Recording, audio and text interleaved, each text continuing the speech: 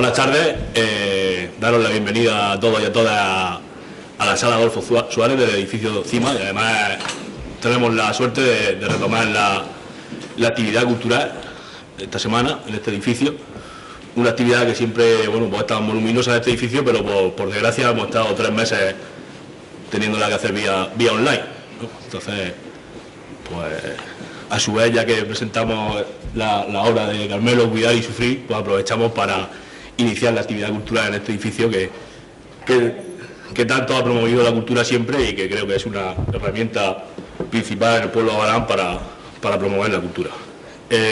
Dar las gracias a Carmelo por querer estar aquí hoy con su vecino. Sé que ayer presentó por primera vez, ¿no?, en el Casino de Murcia. Está claro que la capital es una plaza muy importante, pero tu pueblo es tu pueblo y seguro que te dará estar aquí con un sentimiento totalmente distinto, ¿no?, entre tus familiares, tus amigos y tus vecinos.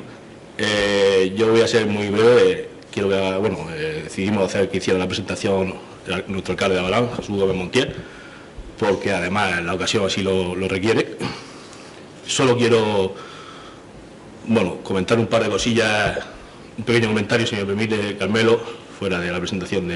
Hemos tenido 3 meses que hemos estado confinados, hemos estado en casa. O sea, lo que han dicho la televisión y los medios, que más se ha consumido ha sido comida, bebida y cultura. Está claro que la comida y la bebida, pues cuando vas a comprarla, pues tiene una contraprestación y tienes que pagarla en el supermercado o en la tienda de barrio. Pero la cultura ha sido algo que hemos consumido y prácticamente no ha tenido ningún tipo de coste. Por lo tanto, es el momento de aprovechar y reivindicar que hay que hacer un esfuerzo desde todas las concejalías de cultura de España, desde todas las consejerías de cultura de cada comunidad autónoma, desde el Ministerio de Cultura, para apoyar más que nunca a la industria cultural. Son 850.000 puestos de trabajo directos los que dependen de esta industria, y es el momento de que entre todos pues levantemos la industria cultural que tanto nos ha aportado durante estos 3 meses que hemos estado todos en casa encerrados prácticamente. Por mi parte, nada más, agradecer a Carmelo que esté aquí esta tarde, darle la enhorabuena por ese reciente nombramiento que ha tenido con otra cátedra en la Universidad Católica de Murcia, y que sigas con tu trabajo y con tu trayectoria, porque de tu currículum ahora hablará un poco el alcalde, si ha sido capaz de resumirlo, porque es un currículum que para todos los que hemos tenido la posibilidad de estudiar o de formarnos o de tener cualquier tipo de título académico, es un currículum bastante envidiable y nada, seguro que te sientes muy orgulloso de ello, tanto tú como tu familia, y una vez más pues darte la enhorabuena y las gracias por estar aquí esta tarde con nosotros. Paso la palabra a nuestro alcalde Jesús Gómez Montiel.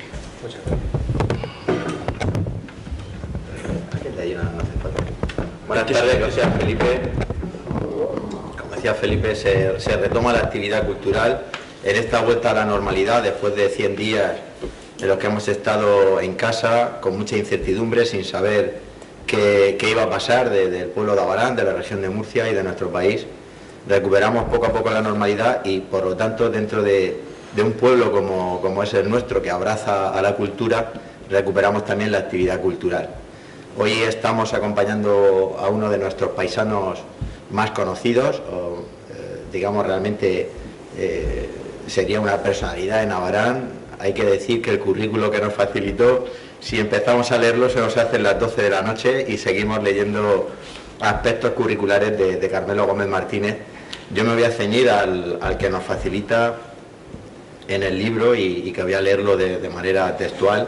Carmelo Gómez Martínez es doctor en Ciencias Sociales y de la Salud, enfermero especialista en geriatría, profesor asociado de Enfermería Geriátrica y Cuidados Paliativos en la Universidad Católica de Murcia, miembro del grupo de Ética, Sociedad Española de Geriatría y Gerontología, presidente del Comité de Ética Asistencial de Mensajeros de la Paz de Murcia, vocal en la Sociedad Española de Enfermería Geriátrica y Gerontológica y coordinador regional de residencias y centros de día en Murcia.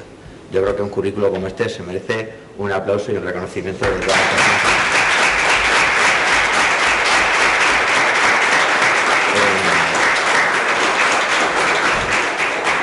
Carmelo se dirigió a mí hace una semana. Estábamos achicando agua, achicando espacio, tratando de gestionar la complejidad de unos días verdaderamente inéditos, y me pidió que pudiera presentar este libro. Es un libro de lectura muy fluida, y gracias a eso he tenido muy pocos días para poder leerlo.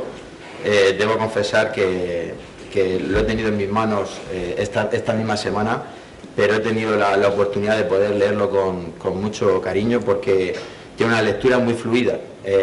Lo primero, llama la atención la calidad del papel. Realmente la editorial ha tenido mucho gusto en un libro de pasta blanda, con una foto que es verdaderamente representativa del mensaje que nos traslada. Un libro lleno de humanidad, de humanismo. Cita mucho a nuestro humanista más célebre, al doctor Gregorio Marañón. Habla mucho de la dignidad, y que para ti es inherente y es consustancial al hecho del ser humano, las personas humanas. Y además esa humanidad es una humanidad que tú la circunscribes también dentro de la vocación de la profesión. Si pensamos en el ámbito sanitario, la perspectiva del cuidado de las personas mayores, de la enfermería, es cierto que a lo mejor a nivel social la enfermería no tiene el predicamento y el reconocimiento que debería. Muchas veces pensamos en las personas que salvan vidas. Tú citas traumatólogos, oncólogos, cirujanos, y las personas que están al cuidado de los mayores, y todos tenemos mayores en la familia, todos tuvimos personas mayores, y todos con un poco de suerte seremos mayores. Y por lo tanto, aquellas personas que están al cuidado de las personas mayores, cuidar, que es una palabra preciosa, sin lugar a dudas merecen un reconocimiento. Y es un libro cargado de una perspectiva muy personal, 20 años de profesión, un libro que comienzas a escribir en el Collado de la Vieja, en la Rambla de Benito, en abril de 2019, una mirada sincera, cristalina, humanista, como decía, que traslada la perspectiva de las personas mayores de distintos puntos de vista. El ámbito social, hablas de la política, sin ambajes, sin ambigüedades, con un lenguaje claro, respetuoso, equilibrado, cuando hace referencia al nivel, y hablas de esa burbuja que está justo en el centro, ¿no? Sin maniqueísmo, sin dogmatismo, sin extremismo. De los cuidados paliativos también, con una visión muy cercana y atrevida de qué debe de ser un cuidado paliativo desde tu punto de vista. Hablas de enfermeras, en femenino, como una manera de reconocer el trabajo de tantas mujeres. Es una profesión eminentemente femenina. Y yo también extraigo el lado también más cercano a una crítica constructiva, que también yo creo que va mucho con tu carácter. Hay un término que me ha llamado sustancialmente la atención, que es Gomer acabado en R, que es un acrónimo del inglés Go Out My Emergency Room, fuera de mi sala de urgencias, de mi habitación, Emergency Room, sala de urgencias. Y tú lo planteas como una crítica a aquellas personas que, siendo profesionales de este ámbito, no son realmente muy vocacionales, al menos yo así lo he interpretado, porque están denostando a las personas mayores, están menospreciando a aquellas personas que puedan llegar realmente a una sala de urgencias con una necesidad perentoria, como es la del caso de Juan. Cuenta la anécdota, son nombres ficticios, pero que están inspirados en casos reales. Este Juan al que tú acompañas, una persona sin familiares, también hay que hacer notar ahí el valor de Carmelo y su vocación profesional. ¿Cómo lo acompaña a urgencias? Porque tiene un episodio febril, comienza teniendo 37,2, parece ser que no mejora, no era muy habitual en él, y entra en los 39 de fiebre. Tienes una llamada ya de noche, tú habías dado de mano, como decimos aquí en Abarán, y ni corto ni perezoso te presentas en la residencia, acompañas a esta persona hasta urgencias y recibes un trato totalmente inhumano, indigno de lo que pueda necesitar una persona como este Juan, a quien tú te refieres en el libro. Yo cambiaría ese Gómez por Más Gómez, refiriéndome precisamente a tu apellido, Gómez Martínez. Y simplemente quiero concluir invitándoos a que leáis el libro. Es un libro profundo, lleno de términos técnicos, pero que vienen perfectamente explicados en el pie de cada página. Muchas referencias bibliográficas para los amantes de la bibliografía. Y me despido de vosotros con unas pequeñas notas que he podido tomar mientras leía el libro, porque con un poco de suerte nos haremos mayores, con un poco de suerte tendremos una pensión digna, con un poco de suerte recibiremos el cariño de nuestros familiares, el reconocimiento de nuestros congéneres, de nuestros compañeros de trabajo, en la fábrica, en la obra, en el campo, en el hospital, en la oficina, en el colegio. Con un poco de suerte recibiremos besos, caricias, abrazos y apretones de manos de nuestros familiares, y con un poco de suerte habremos leído el libro de Carmelo Gómez Martínez. Muchísimas gracias.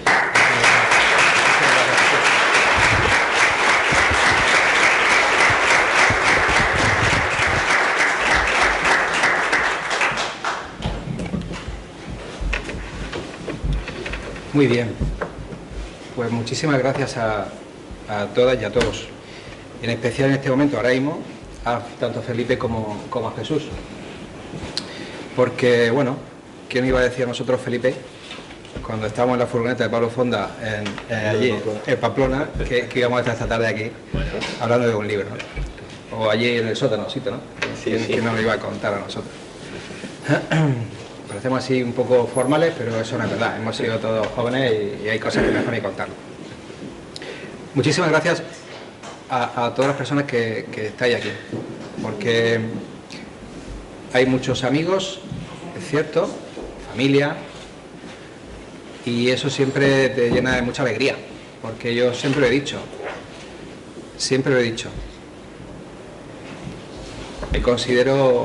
yo me considero un profeta en mi tierra.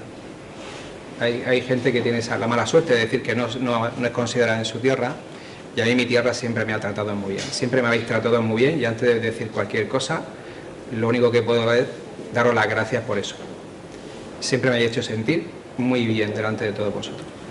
En especial la asociación de amas de casa, ¿no? De mujeres de Abarán, que me tratan con mucho cariño, es cierto, pero también siguen siendo un ejemplo de lo que es hacerse mayor dignamente y de una forma muy saludable, muy saludable. Ojalá muchas asociaciones de mujeres fueran como la de Abarán. En cualquier caso, no voy a enrollarme con muchos temas, que ya sabéis que, como me dice Correa, estamos aquí hasta las 10, sino que sí que me gustaría explicar por qué este libro. Y este libro obedece a la necesidad de contar cosas antes de que empiecen a que se me olviden, a que el día a día haga que hayan cosas que guarden en el cajón porque quizá ya no son relevantes. Y también en un intento de no ser conformista. Si hay algo que dejo claro en el libro es que me resulta triste el maldito silencio corporativista, el estar callados con todas las cosas que vemos a veces, y que en un momento determinado hace que seamos víctimas de aquellos que lo hacen mal.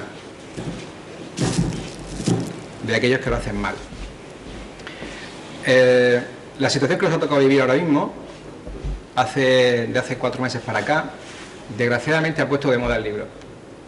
Desgraciadamente. Es algo que yo nunca iba a imaginar, jamás en la vida.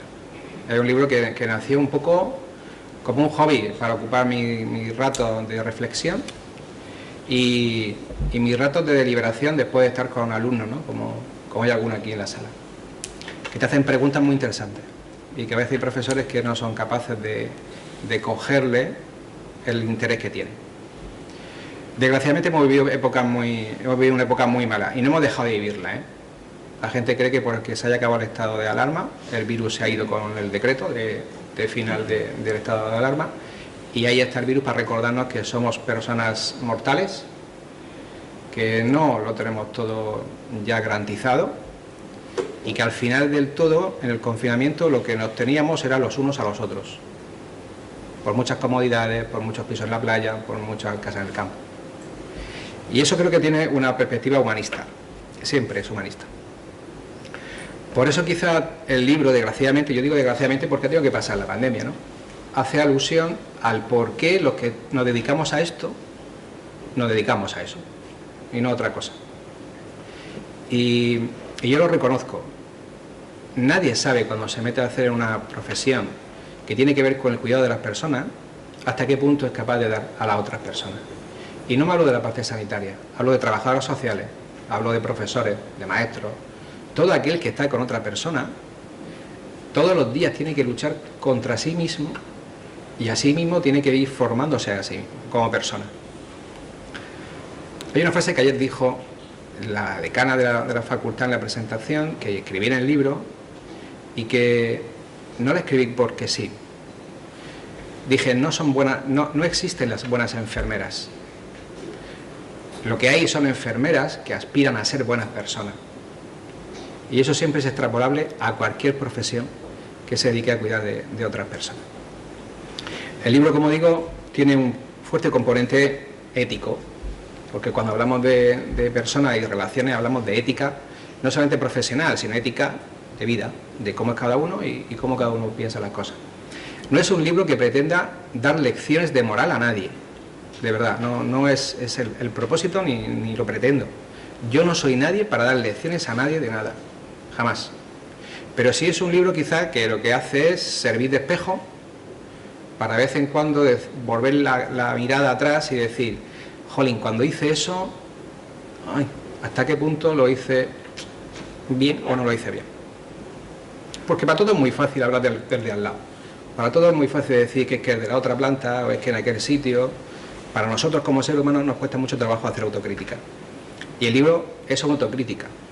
Yo no intento, es decir, me he desnudado delante de los que leen. Porque creo que empieza por ahí el ejercicio de intentar acompañar a otros en la mejora de la profesión. Decir lo que no he hecho bien. Y también lo pongo en el libro, lo que no he hecho bien. Porque nadie es perfecto. Y porque creo que uno empieza a aprender el día que asume que no sabe tanto como pensaba. Y eso se hace equivocándose. Lo que hay que intentar en profesiones como la nuestra es que esas equivocaciones no mermen la dignidad de las personas a las que cuidamos, como son las personas mayores. Por eso hay algunos casos que además digo en el prólogo del libro, en la introducción del libro, que por favor nadie piense que hago una crítica al sector médico, ni enfermero, ni nada, sino es un pequeño porcentaje de personas. Ahí fuera hay compañeros en este momento que se están dejando la piel porque si a cualquiera de vosotros le pasa cualquier cosa, hagan todo lo que esté en su mano para salvaros la vida y para hacer lo mejor posible. Por eso no es justo meterlo todo en el mismo saco. Pero sí que hay un grupo de personas que entiendo que estudiaron esto porque no había otra cosa para estudiar, o su madre o su padre los forzaron a estudiar esto, o es que dice que se ganaba mucho dinero y esto parece que había que estudiar poco, ¿no? De esos también hay. Esos son los que tenemos que identificar y dar la oportunidad de decirles que esto no es así, o decírselo claro y explicarlo claramente, ¿no? Eso es un poco lo que el libro también promueve. Esta pandemia, desgraciadamente, ha sacado mucho a los mayores, los ha sacado del armario. De ese armario que lo tenemos encerrado con llave dentro de una residencia o en su casa. Han salido las residencias en prensa, claro que han salido. También han salido en prensa aquellos que se han encontrado en los domicilios 3 días después de estar muertos. Pasa que eso vende menos que lo de la residencia. Gente que estaba sola.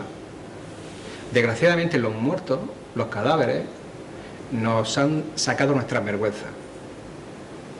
Por eso tenemos que intentar que esos muertos descansen en paz, haciendo autocrítica y rectificando lo que no hemos hecho bien. Es lo que nos queda. Aquí hay compañeras mías, auxiliares, y saben lo que vivimos todos los días, para intentar no contagiar a un anciano.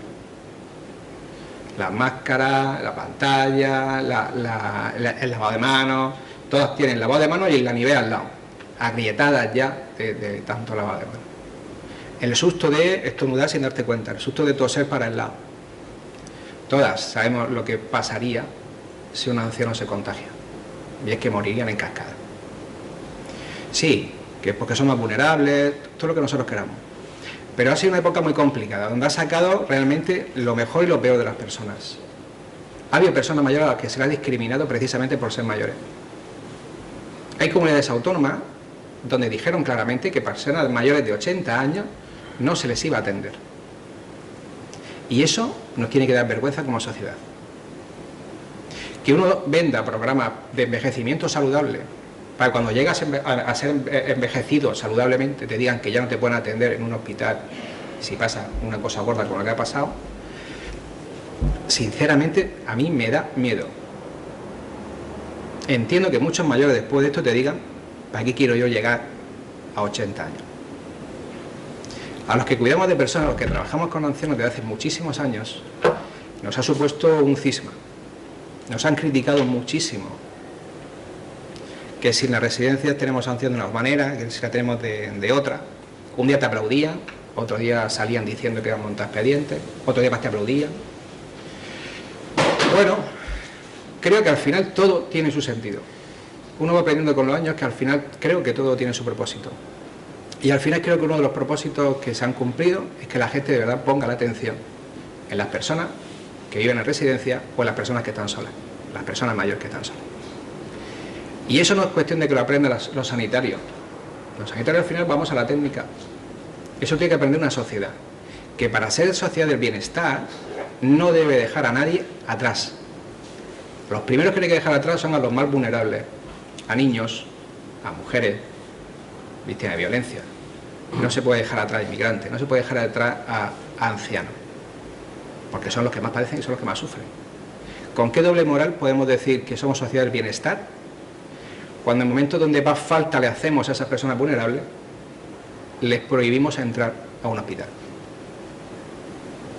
Esto creo que al fin y al cabo, desgraciadamente, el libro sí que recuerda qué es lo que no podemos olvidar como personas. No es tanto un libro de pandemia, ni mucho menos. Es un libro que nos recuerda que las personas que viven en los centros, en las residencias, son personas sobre todo, no son residentes. Al igual que los pacientes de hospital no son pacientes. Son personas que sufren y que padecen. Y el que esté dispuesto a trabajar con personas que sufren y que padecen, tiene que tener una talla moral y ética que nunca será la ideal, pero será algo que tengamos que perseguir. Todo el día, todos los días de nuestro trabajo tenemos que preguntarnos al salir de trabajar hasta qué punto estoy contento con lo que he hecho y en qué me baso para decir que estoy contento. Eso es algo que creo que como profesionales, pero también como personas, no se nos debe de olvidar jamás después de lo que ha pasado. Nunca más. En el libro hablo del duelo que sufren las personas mayores y la familia. Las grandes castigadas, ¿no?, por la sociedad. Un familiar que deja a su padre o a su madre en una residencia, hoy por hoy, padece lo que se llama un estigma. Parece que es mal hijo, porque has dejado a tu padre o a tu madre en una residencia. Cuando realmente lo que has intentado es precisamente procurarle el cuidado que en casa ya no puedes procurarle. Hay mucha gente que tiene en su casa un familiar de cualquier manera y no lo lleva porque la vecina de al lado, o la prima de Cuenca, o el hermano que no viene a verla en los últimos 3 años, le diga que es mala hija o pase cualquier cosa. Todos los que trabajan en servicios sociales, aquí lo sabéis. Y eso crea un subgrupo de personas que dicen con vergüenza por la calle, sí, mi madre está en la residencia, pero bueno, pero está porque ella quiere. No sé si os suena esa frase, ¿no? Porque yo hubiese estado dispuesto a... No, está pero es que ella ha querido. Qué curioso, cuando le preguntamos a los ancianos por qué estás aquí, te dicen muchos de ellos con confianza, no el primer día, al mes, a los 2 meses, porque no quiero ser una carga para mis hijos. Qué paradójico, ¿no? Por lo tanto, hay que mirárselo, eso también. ¿Realmente la residencia es el recurso para todo el mundo? Creo que no. Deberían haber recursos intermedios, potenciar más los centros de día, por ejemplo, potenciar mucho más la atención domiciliaria. Porque las residencias, yo lo he visto, se van a convertir en lugares para atender a ancianos muy enfermos. Y no todos los mayores están enfermos. Deben haber lugares que promuevan la vida de las personas. Y eso es algo que tenemos que pensar como sociedad también. Por eso hay que hablar de ese duelo. Cuando un anciano llega a una residencia, debe ser durísimo, durísimo, cerrar la puerta sabiendo que nunca más vas a volver ahí. La puerta de su casa. Debe ser durísimo. Y muchas veces nosotros, con todo el cariño del mundo, le decimos al llegar, no te preocupes, olvídate de eso, que aquí vas a estar muy bien. Es lo que solemos decir, ¿no? Y te dice el otro, te mira otro como diciendo, sabrás tú lo que yo voy a estar o cómo voy a sentirme, ¿no? No lo hacemos con maldad, lo hacemos como a veces con mucha inocencia, con ese ánimo paternalista que demasiadas veces impregna nuestra profesión, pero que hace sentirse al mayor aislado de la sociedad. Por eso me resulta triste, ¿no? Esas fiestas que de una forma muy particular, Goffman, hablaba de relevo del rol, es decir, llega Navidad y todo el mundo va a la residencia. Se pasa la Navidad y hasta la Navidad que viene. Y a veces ni en Navidad, ya lo digo yo. Por eso creo que pueden hablar también de, pues eso, de la dignidad de las personas, del que atendemos y de las personas que atienden, de la nuestra también. La única forma de promover la dignidad de las personas es teniendo claro lo que es nuestra propia dignidad. Por eso digo que es muy importante la reflexión, la autocrítica. El llegar a casa y decir, esto que he hecho, ¿cómo lo puedo enmendar? O esto que he hecho, ¿hasta qué punto se tiene que hacer así? Y el día siguiente, cuando vuelvas, llegar con el ánimo de voy a intentar no equivocarme en lo que me equivoqué ayer, o hoy voy a intentarme hacer esto de otra forma. No hay peor profesional que el que cree que ya lo sabe todo. Esos que te dicen luego la tutoría, nena, esto es así. No sé si nos suena a lo que hemos estado en prácticas, ¿no? Nena, esto es así. Acostúmbrate porque esto es así. No pierdas el tiempo cogiendo la manecica a los abuelicos porque luego te vais tú y me tienes que quedarme yo. No sé si os suena a lo que había hecho práctica a nivel sanitario. Y dices tú, madre mía, ¿no? Algunos de esos, no todos, ¿eh? Algunos de esos son los que dicen que los que estamos en la universidad, es que los que están en la universidad es que no valen para trabajar. Entonces tienen que estar ahí. Y tú, wow. Y entonces los que trabajamos y estamos en la universidad, ¿somos más tontos que el resto? Ese es el diálogo que muchas veces tenemos que tener con los compañeros y que tenemos que tener con los propios alumnos. Los alumnos te llegan a la clase después de estar en práctica y al profesor te ponen en un reto. Usted dice esto, profesor, pero es que luego lo que vemos todos los días es otra cosa. Es difícil explicarle muchas veces que el ideal siempre tiene que estar, pero que el verdadero trabajo de la enfermera es intentar aspirar a ese ideal, a pesar de que nos equivocamos. Bien, por aquí yo voy cerrando un poco y no cansarle demasiado. Creo que es importante seguir reivindicando. Yo esta pandemia, por lo que sea, ¿no? Me he desfrontalizado y en alguna que otra vez que me han dado la oportunidad en algún medio de comunicación, de prensa escrita, cuando nos ha pillado todo como nos pilló a Elena y a mí de un día para otro, de un mediodía a una noche. Un día estábamos escribiendo una carta a la consejera, al presidente de la comunidad para pedirle ayuda, y el día siguiente estábamos metidos con planes de actuación, acostándonos a las 4 de la mañana, revisando recomendaciones del Ministerio, recomendaciones de la Consejería, que a veces no eran las mismas, que a veces eran otras diferentes, que lo que hoy te dicen que hay que hacerlo así, mañana te dicen que hay que hacerlo de forma diferente. Hay que seguir reivindicando. Y lo que hay que seguir reivindicando es nuestro futuro como personas mayores, como bien decía Jesús, que aspiramos a eso, y el presente de los que están con nosotros, que son otras personas mayores. Que son esas personas que, a veces se nos olvida, superaron una guerra civil, padecieron el hambre, la miseria, se quitaron de la boca para dárselo a sus hijos, sufrieron la miseria. Escuché a una anciana una vez, una anciana muy sabia, que me dijo, nene, mis hijos no han pasado hambre, han pasado necesidad, pero hambre no, pero yo he pasado miseria. Y en ese momento, mientras hablaba, sin gesticular, se le cayeron 2 lágrimas como puños de los ojos, ¿no? Esas personas pasaron la posguerra intentando luchar, muchas veces sin que les cotizaran, para que una economía, fuese caminando, a pesar de la corrupción, y que llegáramos a una época importante en nuestro país como fue la transición. Y pudimos tener una serie de derechos después y pudimos coger y ser lo que somos hoy por hoy. Esos ancianos lucharon para que muchos tuvieran pensiones después. Y dotaron esas pensiones después. Pensiones que ahora estamos pensando hasta qué punto tienen derecho, no tienen derecho, o hasta qué punto se merecen una subida o no. Mayores que en algunos sectores de la política incluso han cuestionado hasta qué punto deberían de votar a partir de 65 años, porque ya no son población activa. Por lo tanto, yo al menos no voy a cansar de seguir reivindicando.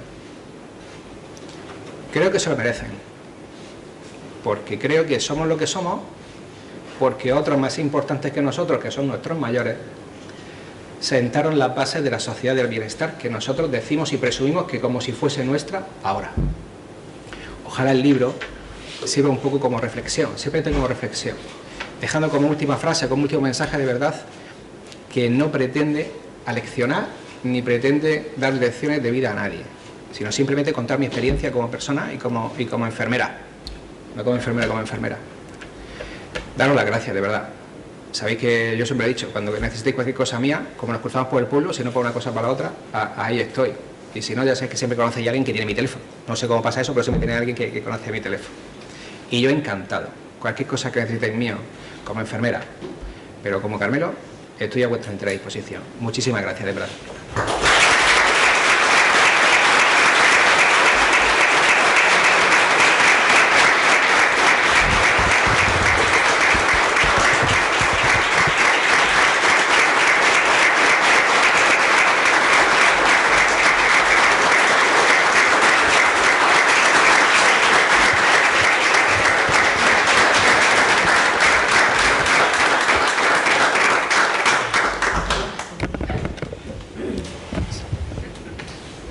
Se ha leído el libro y tiene que hacer alguna observación o lo que sea. Ahora, os fijáis quién está comprando y esperáis a que el otro se siente y después venís todos firmes, otro va a comprar, pero mantengamos la distancia sin hacer fila. Hombre, que veis que está libre, pues vais